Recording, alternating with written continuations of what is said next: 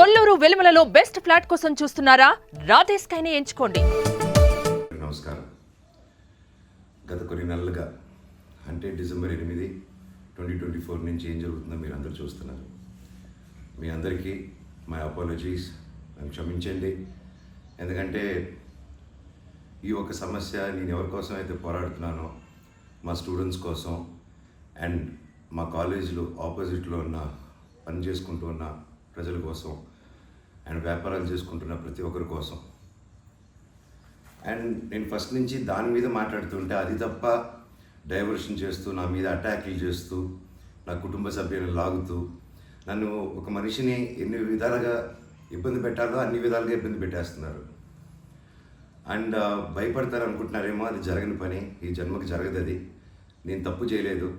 నా మీద నా భార్య మీద దాదాపు 32 కేసులు వరకు వేశారు. 32 కేసులు ఢిల్లీ నుంచి వాళ్ళ మనుషులతో, తిరుపతి నుంచి, హైదరాబాద్ నుంచి, ఎన్ని కోర్టులు ఉంటే అన్ని కోర్టుల నుంచి, ఎన్ని కలెక్టర్ ఆఫీసులు ఉంటే అన్ని కలెక్టర్ ఆఫీసుల నుంచి, అండ్ అన్ని బోగస్ కేసులే. అండ్ అన్నింటికి నాది ఒకటే రిప్లై, ఎందుకంటే నిజానికి ఒకే వర్షన్ ఉంటుంది, అబద్ధానికి అన్ని వర్షన్స్ ఉంటాయి. క్లుప్తంగా ఈ మధ్య జరిగింది.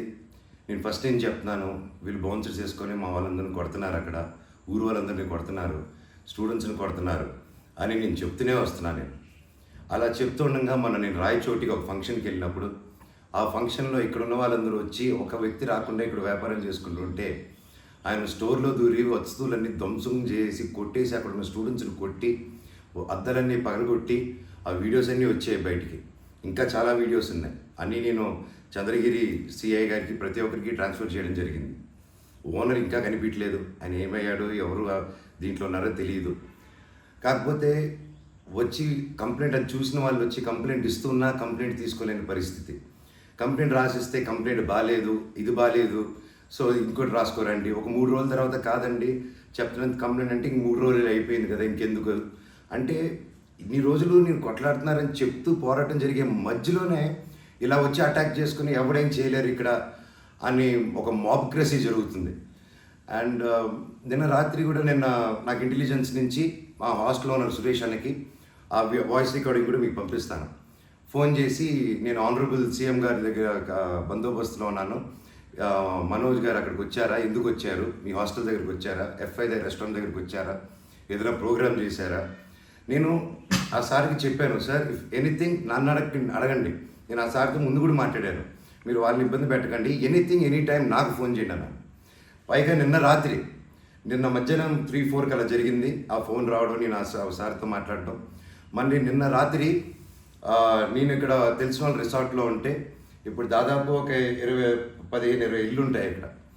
వాటి మధ్యలో అన్నీ దాటుకుంటూ సైరన్ వేసుకుంటూ 10:30కి వచ్చి నేను నా నెక్స్ట్ ఫిలిం డైరెక్టరు నా సిబ్బంది అందరూ కూర్చొని మేము అప్పుడే డిన్నర్ కూర్చొని తిందామని కూర్చున్నప్పుడు సరా వచ్చారు.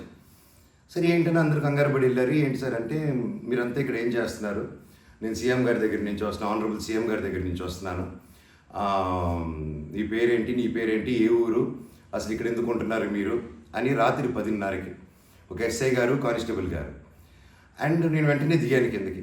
సార్ ఏంటి సార్ సీఎం గారు దగ్గర నుంచి వచ్చారని చెప్తున్నారు, what did we do mistake sir, ఒకసారి నాకు చెప్పండి ఎవరు అప్రోచ్ అయ్యారో, నేను వచ్చి కలుస్తాను సార్ అని చెప్పాను.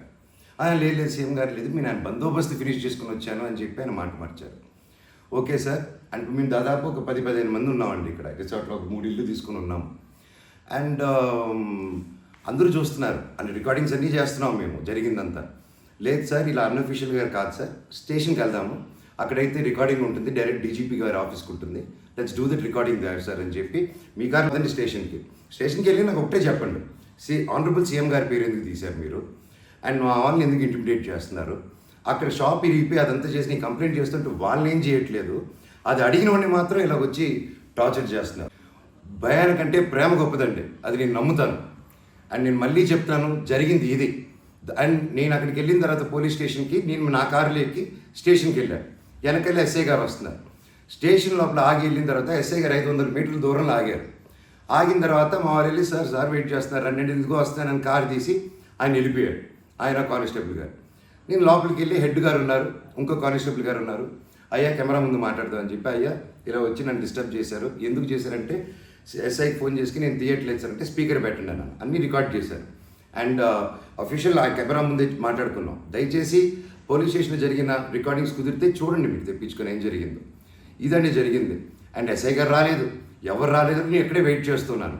ఈలోగా సిఐ గారు ఫోన్ చేస్తే నాకు మెసేజ్ పెట్టండి సార్, మా వాళ్ళకి నేను ఇక్కడ నన్నే ఇంత ఇంటిమిడేట్ చేసి నన్నే ఇలా తొక్కాలని చూస్తూ ఉంటే ఇంకా మిగతా వాళ్ళందరినీ ఏం చేస్తారు సార్ మీరు, నేను ఊరి దాటాక వాళ్ళని ఏం చేస్తారు సార్, వాళ్ళకి ఏం ప్రొటెక్షన్ ఉంది అని చెప్పి అనడం జరిగింది. సో ఇది జరిగింది. ఎందుకంటే ఒక్కొక్కరు ఒక్కొక్క న్యూస్ క్యారీ చేస్తున్నారు. But this is the facts happen. నా దగ్గర ప్రతిదీ ఫ్యాక్ట్ ఉంది. నన్ను తప్పు అయితే నా షర్ట్ పట్టుకుని వరే మనోజ్ తప్పురా అని అడగండి మీరు, I'm ready for that. But దీంట్లో దీంట్లో ఏది నాది ఒక తప్పు లేదు. అండ్ ఈరోజు కూడా I'm going to meet SP గారు ఈరోజు 5 గంటలకి. ఆయన కలిసి ప్రతి ఒక్క ప్రూఫ్ ప్రతిదీ నా దగ్గర ఉండేది వెళ్ళి తీసుకెళ్ళి చూపించి సార్కి సబ్మిట్ చేయాలనుకుంటున్నాను. థ్యాంక్ యూ సో మచ్ అండి. జై హింద్.